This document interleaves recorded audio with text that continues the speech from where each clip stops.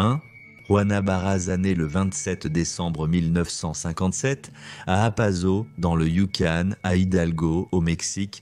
Juana Barraza n'a pas bénéficié de l'environnement bienveillant et éducatif qu'on pourrait attendre d'un parent pour leur enfant. Plusieurs témoignages y affirment que sa mère était une travailleuse du sexe qui a donné naissance à Juana à seulement 13 ans et qui était une alcoolique abusive tandis que son père aurait eu jusqu'à 32 enfants. Quand Juana avait 12 ans, sa mère l'a échangée à un homme plus âgé contre de l'alcool. C'est entre ses mains que Juana a subi d'autres traumatismes car il l'a sexuellement abusée. À l'âge de 16 ans, elle avait subi 2 fausses couches à la suite des abus continus. Et elle a finalement donné naissance à un fils qui est décédé à l'âge de 24 ans à cause des blessures qu'il a subies lors d'une agression dont il a été victime. On sait peu de choses sur la tragique jeunesse de Juana, si ce n'est qu'elle a eu une série de mariages ratés qui étaient souvent abusifs et qui lui ont donné 3 autres enfants, 2 filles et un autre fils. Selon les récits, Juana subvenait aux besoins de sa famille grâce à des petits boulots, des larcins et des cambriolages. Elle était connue pour être analphabète. Plus particulièrement, Juana était connue pour travailler comme vendeuse de pop-corn lors d'événements de lutte. On notait qu'elle était une grande fan de lucha libre, une forme de lutte professionnelle mexicaine célèbre pour son utilisation de lutteurs portant des masques. Elle était souvent vue fréquentant les premiers rangs des arènes et organisait même des événements de lutte locaux pour les fêtes de petites villes. Elle a même tenté de se forger une carrière dans la lutte, mais sans succès car Juana n'a participé qu'à de petits événements amateurs. Elle était connue sous le nom de la Dama del Silencio ou la Dame du Silence, quelque chose qui lui est resté tout au long de sa carrière criminelle. Lorsqu'on lui a demandé pourquoi elle avait choisi ce nom, elle a dit aux journalistes « Je suis calme et je reste à l'écart ». Mais pour beaucoup, la Dame du Silence Monica a un lien perturbant avec ses crimes. En 2003, la ville de Mexico a connu une augmentation du nombre de crimes horribles contre les femmes âgées. Bien que le public et les médias aient remarqué ces statistiques inquiétantes, les autorités mexicaines ont rapidement rejeté cette peur comme un sensationnalisme médiatique et ainsi les cas ont continué à augmenter sans contrôle jusqu'en 2005 lorsque les forces de l'ordre ont enfin commencé une enquête approfondie sur les crimes. Le tueur en série non identifié, surnommé Matavagitas, ou le tueur de petites vieilles, était connu pour attaquer des femmes de plus de 60 ans qui vivaient seules. Les victimes étaient souvent étranglées avec des objets tels que des cordons de rideau, des bas et des câbles de téléphone, bien que certaines aient été battues. Plusieurs articles de presse en ligne pensaient que Juana avait sexuellement profané ses victimes, mais cela n'est pas largement rapporté. Le tueur était également connu pour prendre des objets de valeur à l'occasion, mais prenait souvent plutôt des objets religieux semblables à des trophées, tels que des bibles et des crucifix. À un moment donné, les autorités pensaient donc qu'il y avait peut-être plusieurs tueurs impliqués et ont été déroutées par un leurre pendant l'enquête, lorsqu'elles ont découvert que plusieurs des victimes possédaient la même impression d'un tableau du XVIIIe siècle. Ainsi, pendant un certain temps, ils poursuivaient de fausses pistes. Les agences d'application de la loi mexicaine ont établi le profil du tueur comme étant un homme confus quant à son identité sexuelle et ayant probablement été maltraité par sa mère ou sa grand-mère, ce qui a conduit à la brutalité des crimes, indiquant une haine ardente pour ses victimes. Les autorités ont discerné la partie de cette description relative à la crise d'identité sexuelle du fait qu'en novembre 2005, des témoignages ont émergé décrivant le tueur portant des vêtements de femme, mais que le tueur était grand, aux cheveux courts et, je cite, « une femme à l'apparence masculine ». Ce profil, associé au fait que les autorités pensaient là que le tueur était probablement un homme travesti, peut-être à cause de leurs propres préjugés contre l'idée que les femmes puissent être des tueuses en série, les a conduits à interroger environ 49 travailleurs du sexe travesti. Cela a à son tour causé beaucoup de bouleversements et d'indignation parmi la communauté lesbienne, gay, bisexuelle, transgenre et en questionnement, et les médias, le journaliste Joe Tuchman du Guardian décrivant les actions des forces de l'ordre comme maladroites. 2 mois plus tard, les autorités ont commencé à prendre les empreintes digitales des corps non identifiés à la morgue, espérant que cela mènerait à l'identité du tueur en série qu'ils croyaient s'être suicidé. Étrangement, les autorités pensaient que si le tueur était une femme, elle n'aurait pas été capable de supporter la culpabilité de tous les crimes qu'elle avait commis. Enfin, en janvier 2006, les forces de l'ordre ont fait la percée dont elles avaient besoin lorsqu'un suspect a été arrêté en fuyant le domicile de l'une des dernières victimes. La victime était une femme de 82 ans qui avait été étranglée à mort avec un stéthoscope. Le locataire de la vieille dame a vu le tueur partir juste avant de trébucher sur le corps de la défunte et le suspect a été arrêté par un policier passant et des voisins. Cela a été une surprise pour les médias et les forces de l'ordre lorsque le tueur s'est avéré être la mère de 4 enfants, Juana Barraza, qui avait 48 ans à l'époque. Avec sa tenue conservatrice et ses cheveux soigneusement coupés, elle ressemblait aux images composites du suspect, et on a trouvé sur elle des formulaires de pension, un stéthoscope et une fausse carte d'identité d'assistante sociale. Le clou dans le cercueil pour Johanna a été lorsque les autorités ont fouillé sa maison et ont trouvé des coupures de journaux de ses crimes, soigneusement rangées, ainsi que des objets pris sur les lieux des crimes. Juana s'était introduite dans les maisons de certaines des personnes les plus vulnérables en se faisant passer pour une fonctionnaire et en leur proposant de s'inscrire à des programmes d'aide sociale. Avec d'autres, elle aurait proposé de faire du travail à temps partiel pour eux, comme le nettoyage et la cuisine. On pensait que Juana rôdait dans les quartiers à la recherche de femmes âgées vivant seules. Lorsqu'elle a été attrapée, les empreintes digitales de Juana l'ont reliée à au moins 10 autres meurtres. Certaines sources rapportent qu'elle a ensuite avoué en avoir commis 4, mais la plupart indiquent qu'elle n'a avoué qu'un seul, le meurtre d'Ana Maria de Los Reyes, la victime du meurtre qu'elle a commis juste avant d'être attrapée. Elle a prétendu qu'elle s'était mise en colère contre la vieille femme et qu'elle avait réagi à cause du ressentiment persistant qu'elle avait pour sa propre mère, qui est décédée en 1980. Juana a nié toute implication dans tous les autres cas. Les procureurs ont tenté de la poursuivre pour 27 décès et lors de son procès au printemps 2008, ils ont allégué qu'elle était responsable d'autant que 40. Pendant ce temps, sa défense a affirmé que Juana servait de bouc émissaire pour calmer les médias et la population locale, et a soutenu qu'elle était mentalement inapte. Cependant, cela a échoué. Le 31 mars 2008, Johanna a été reconnue coupable de 16 chefs d'accusation de meurtre et de cambriolage aggravé et a été condamnée à 759 ans de prison. Au moment de son arrestation, Johanna avait ses 2 plus jeunes enfants vivant à la maison avec elle, l'un âgé de 13 ans et l'autre de 11 ans. Les 2 ont été envoyés vivre avec leur sœur aînée qui s'était mariée et avait quitté la maison tôt dans la vie, mais qui était restée proche de sa mère. Selon toutes les sources, Johanna entretenait des relations saines et fonctionnelles avec ses enfants, et ils sont décrits comme étant amicaux et bien élevés. En prison, Johanna a épousé Miguel Angel, un détenu de 74 ans qui purgeait une peine de prison à vie pour meurtre. Le couple avait correspondu par courrier avant de se rencontrer le jour de leur mariage. Selon les rapports, le couple s'est vu 3 fois par la suite, pour un total de seulement 2 heures. Le mariage s'est effondré en moins d'1 an. Johanna était la première tueuse en série solo féminine enregistrée au Mexique et passera probablement le reste de ses jours en prison. Elle sera techniquement éligible à la libération conditionnelle en 2058, moment auquel elle aurait 100 ans.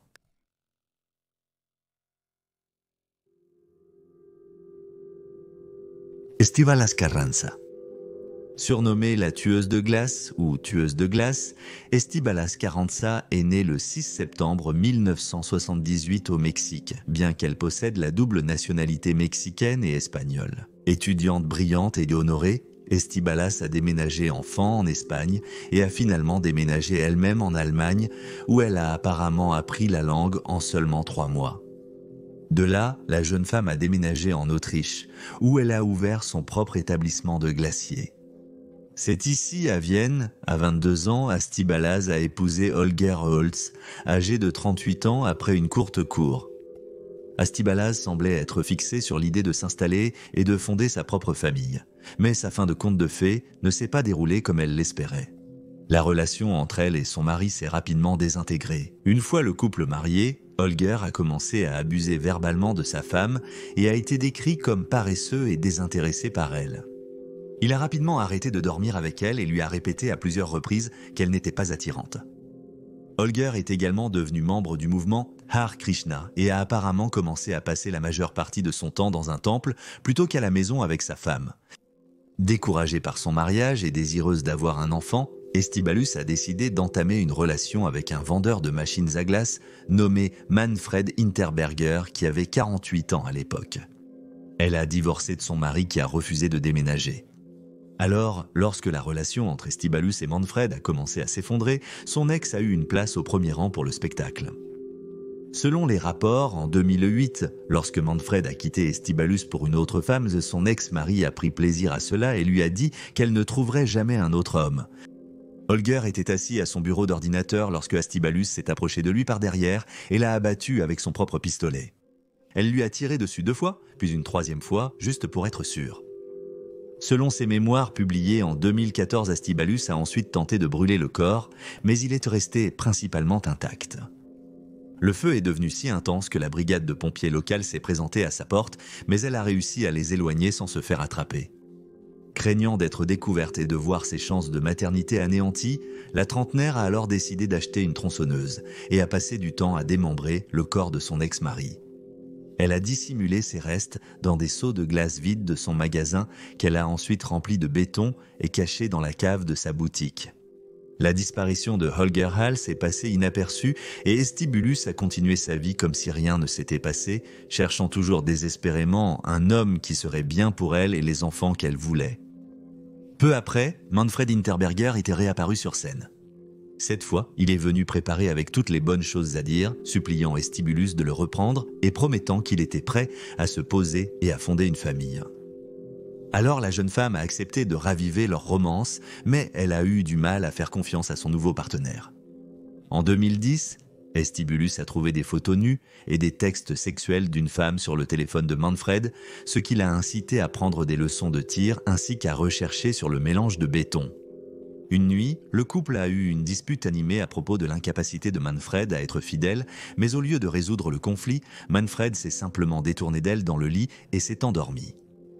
Aveuglé par la rage et probablement le désespoir, Estibalius a tué son petit ami par balle. Cette fois, cependant, elle était préparée avec des draps en plastique installés pour quand elle se débarrasserait du corps de la même manière qu'elle l'avait fait pour son précédent mari.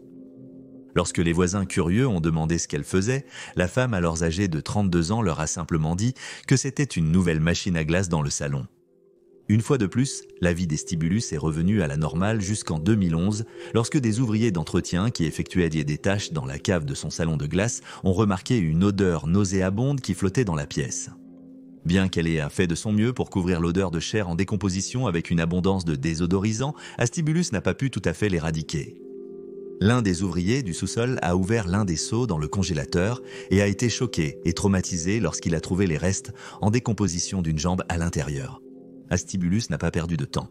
Elle s'est enfuie en Italie en taxi et a été retrouvée dans l'appartement d'un musicien de rue qui avait peut-être juste esquivé une balle lorsque Estibalius a été arrêté. Le jour même de son arrestation, Estibalius a découvert qu'elle avait obtenu la seule chose qu'elle a toujours voulu. Elle était enceinte. Le père n'est nommé que Roland dans les articles de journaux et les circonstances de leur relation sont inconnues. Lors de son procès, Estibalius a été défendu par Rudolf Mayer, le même avocat qui a défendu le monstrueux Joseph Fritzl. Les procureurs ont décrit Estibalius comme étant d'une froideur singulière, tandis qu'un psychiatre l'a diagnostiqué comme ayant un trouble de la personnalité et l'a qualifié d'extrêmement dangereuse et capable de tuer à nouveau. Les professionnels doutaient des réels bénéfices de la thérapie pour lui. Malgré cela, en 2017, Estibalius a été transféré de sa prison à un centre spécial à Aston, près de la ville de Linz en Autriche.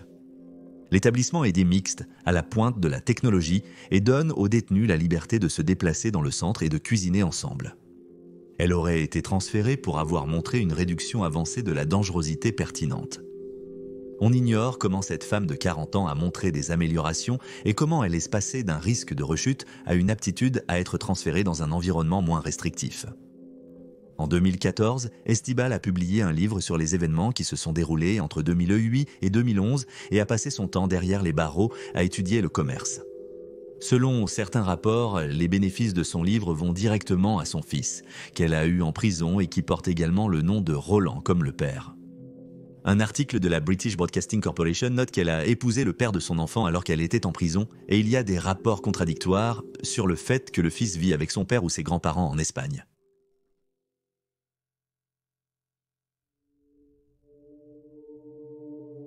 Belgunnes. Brynhild Storset, mieux connue sous le nom de Belgunnes, est née le 11 novembre 1858 à Selbu, en Norvège. Elle a grandi dans une famille pauvre qui était de locataire d'une petite ferme, et sa vie précoce dans la pauvreté est ce qui a alimenté sa cupidité ultérieure pour la richesse et la bonne vie à l'âge adulte.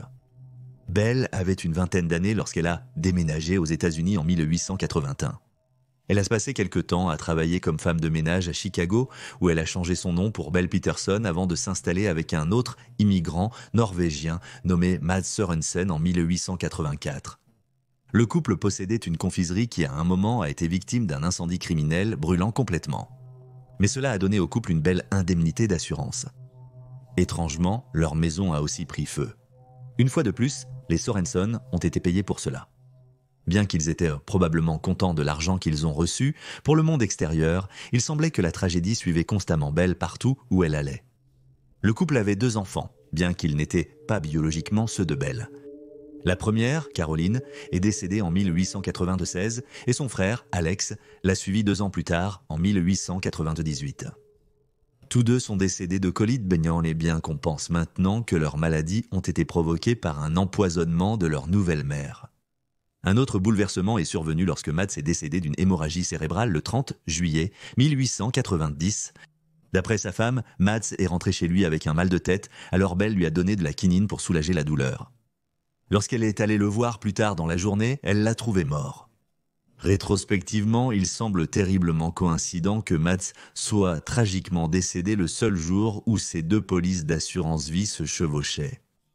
L'une a débuté alors que l'autre allait s'achever. Mais pour les autorités de l'époque, aucune intention malveillante n'a été trouvée, et Belle a été disculpée de toute implication dans la fin de son mari. Elle a recueilli 5 000 $, soit plus de 140 000 $ en argent d'aujourd'hui, provenant de ses polices d'assurance vie, et a déménagé dans une ferme en Indiana.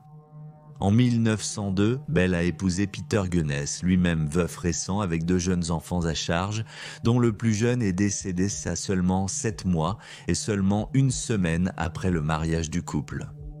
Peter était également originaire de Norvège et, dans un autre tournant tragique ou suspect, est décédé 8 mois après son mariage avec sa nouvelle épouse.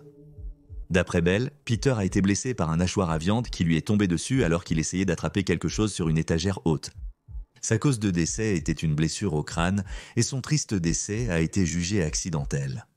Les choses sont restées largement calmes pour Belle pendant plusieurs années après cela jusqu'au 28 avril 1908, lorsque son ouvrier agricole, un homme nommé Joe Maxson, s'est réveillé pour trouver la maison en flammes avec une épaisse fumée s'échappant de l'incendie furieux. Il a tenté de réveiller les enfants et Belle et lui-même, mais les portes de leur chambre étaient verrouillées et il a donc fui pour alerter la brigade des pompiers locales. Une fois l'incendie éteint, la communauté locale a été attristée de découvrir le corps sans tête d'une femme, présumée être Belle Gunness, âgée de 48 ans, ainsi que les corps de ses 3 enfants adoptifs. Les journaux ont écrit sur l'ultime tragédie que la femme qui avait traversé et perdu tant de choses dans sa vie avait connu une fin horrifiante, essayant de sauver ses enfants des flammes.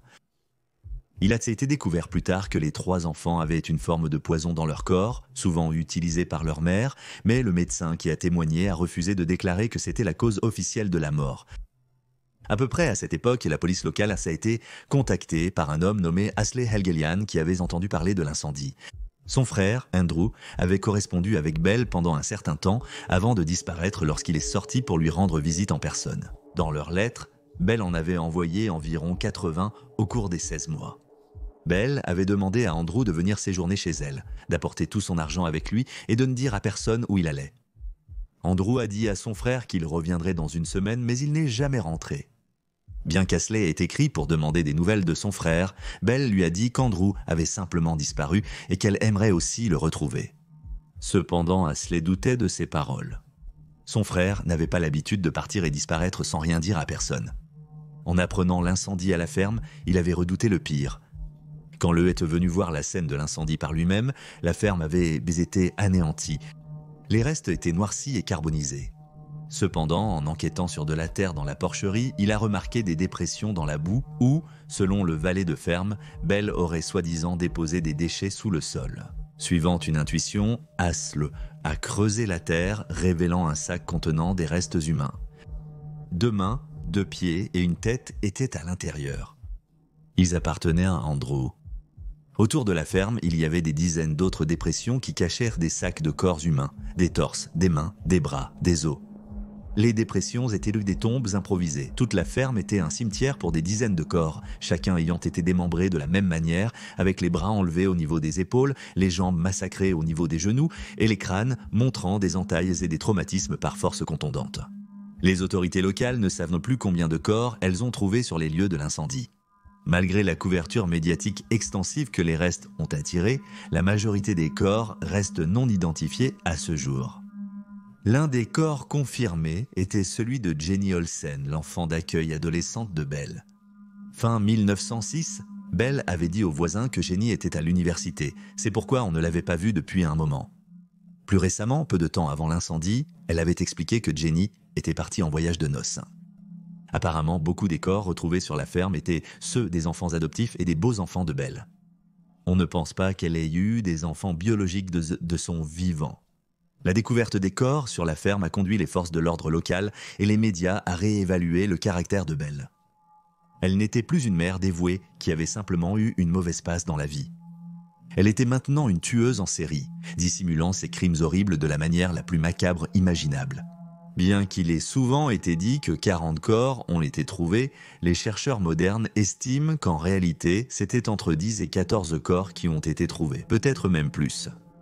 En novembre 1908, Ray Lanfer, 38 ans ancien ouvrier agricole et amant intermittent de Belle, a été reconnu coupable d'incendie criminel lié à l'incendie de la ferme. Grand buveur et joueur, Ray avait été embauché par Belle en août 1907. Sa défense lors du procès a affirmé que Belle était toujours en vie.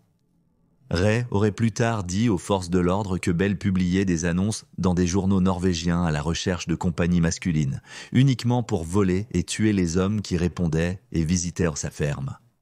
Apparemment, elle lui a même demandé de mettre le feu à la maison avec les enfants à l'intérieur et a expliqué qu'elle avait simulé sa propre mort. Belle avait été effrayée par l'idée qu'Ashley vienne chercher son frère et elle avait donc mis un plan en action. Le couple s'était néanmoins disputé récemment. Dans les 6 semaines précédant l'incendie, Belle avait intenté 4 actions en justice contre son ancien ouvrier agricole.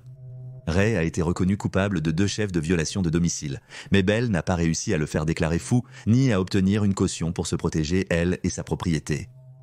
Des détectives en ligne ont théorisé que Ray et Belle étaient des complices, menant le complot ensemble, mais que Ray était devenu jaloux d'Andrew et que tout avait dégénéré par la suite. Beaucoup pensent que Belle considérait Ray comme trop pauvre pour être un prétendant adéquat pour elle-même. Alors que certains croient que Belle est morte dans l'incendie ce jour-là avec ses enfants adoptifs, beaucoup pensent qu'elle a réussi à simuler sa propre mort et a vécu le reste de ses jours dans un autre état, évitant la détection de la police. Cette idée provient en grande partie du fait que, bien que le stratagème de Belle lui ait rapporté l'équivalent moderne de dizaines de milliers de dollars par meurtre, il ne restait que 700 $ sur son compte bancaire après l'incendie. Il a également été rapporté que le 27 avril 1908, la veille de l'incendie, Belle a gardé ses enfants à la maison et a acheté du kérosène. Non seulement cela, mais elle aurait également rendu visite à son avocat pour rédiger son testament et a dit à quiconque voulait l'écouter qu'elle craignait que Ray ne la tue et ne brûle sa maison. De plus, les voisins et les habitants de l'époque ont noté que le corps dans l'incendie semblait particulièrement petit, trop petit pour être celui d'une Belle Gunness, qui était une femme grande et large et pesait plus de 250 livres. Elle n'aurait été identifiée que le 19 mai 1908 par ses bridges dentaires, dont beaucoup ont spéculé qu'elle aurait pu les retirer et les jeter dans le feu. Il y a peu de spéculations sur qui pourrait être la femme décapitée dans l'incendie si ce n'était pas Belle, mais il a été postulé que peut-être cela aurait pu être une femme avec qui Belle avait été vue quelques jours plus tôt, ou peut-être une femme de ménage nouvellement embauchée. Il y a eu de nombreuses apparitions de Belle au fil des ans, bien que, bien sûr, aucune n'ait été vérifiée. La plus notable de ces apparitions est celle qui a eu lieu à La en 1931.